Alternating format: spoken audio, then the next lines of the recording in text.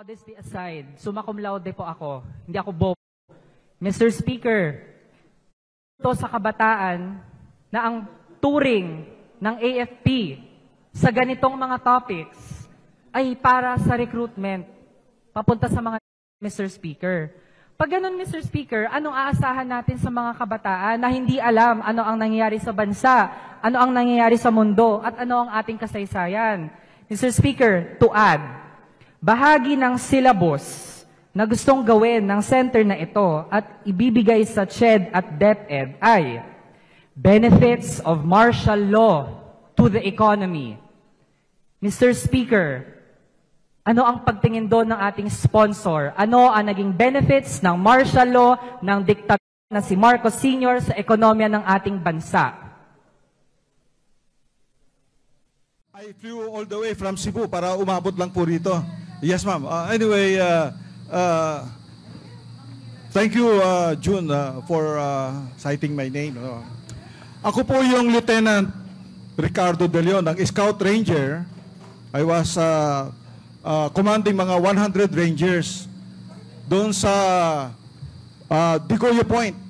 Kami yung naka-recover ng mga Class 14 po yung Scout Ranger. Ang nangyari po yun is that dapat nasa under a communist regime na tayo kung hindi natin na-recover yan.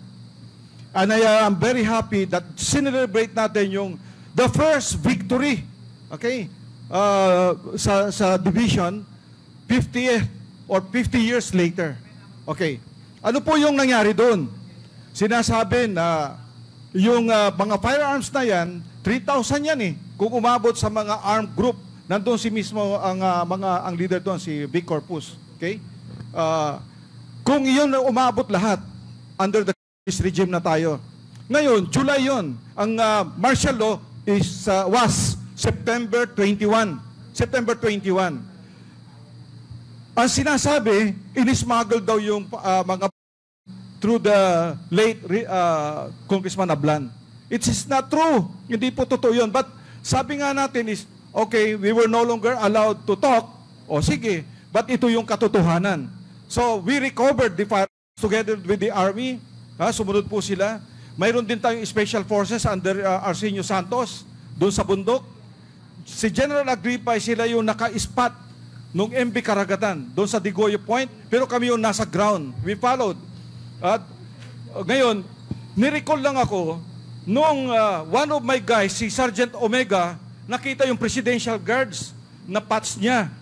Okay, nasa picture, I provided all the pictures. Luckily, nakuha ko lahat yung mga old pictures na yon to prove na if yung martial law was necessary, kaya that is what we should be celebrating. Hindi, we are not under the part of the Philippines now. Otherwise, naging komunista na tayo if not for that recovery and the discovery of NB Karagatan at Digoyo Point. That was July. That was July. So, yun po yung, I am standing here at tama naman to correct the impression na it's smuggled para magkaroon ng justification of martial law. It's not true. Instead, we celebrate na hanggang ngayon, we are not under the communist regime. Noong 1965, bagong first year student ako sa Philippine Science High School. 1965. Yun din yung taon na nanalo sa eleksyon ang isang tanyag na senador noong November 9, 1965, na siyang magiging presidente sa 1970. Ano ang mga naranasan ko habang nandun ako sa Philippine Science? Dahil ang aming school site ay payak lamang na parang very simple na structures ng Philippine Government Employees Association doon sa National Housing Authority, ang mga estudyante ay laging pumupunta sa Congress o sa mga leaders hanggang sa umabot kay President Marcos at nabigyan niya kami ng lote doon sa tinatawag ngayon na Agham na ibigay niya noong 1968. Ganon pa man, maski na ibigay sa amin yung aming hinihiling, ay marami ng mga pangyayari na nakikita namin sa palibot namin, lalo na at kami ay malapit sa University of the Philippines. Isa na dito, yung pag-recruit sa amin ng malayang pagkakaisa ng kabataan Pilipino, ng old Partido Komunista ng Pilipinas. Yung mga teacher namin, dinadala na kami sa mga bukid upang magkaroon ng immersion.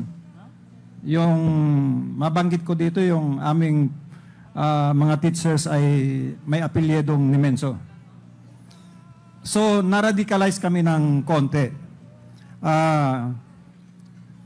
Noong 1970, ay nandun na kami sa first quarter storm. January to March of 1970 is the first quarter storm. Nandun ako sa pangalawang pinakamalaking rally. Ang number 1 na una, January 17, ay doon sa Kongreso, na kung saan pinagbabato ang ating Pangulo doon.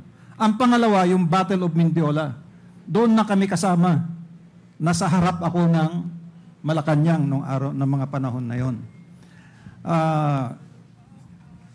Pagkatapos ng mga rally na yon, April 1st, 1970, dahil ako ay mahirap lang, kailangan ko ng scholarship, pumasok na ako sa Philippine Military Academy.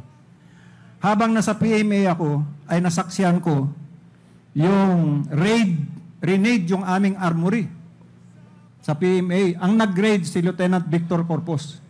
Itinakbo yung mga armas ng PMA kung saan-saan. Later on, Vic Corpus would appear in the Cagayan Valley.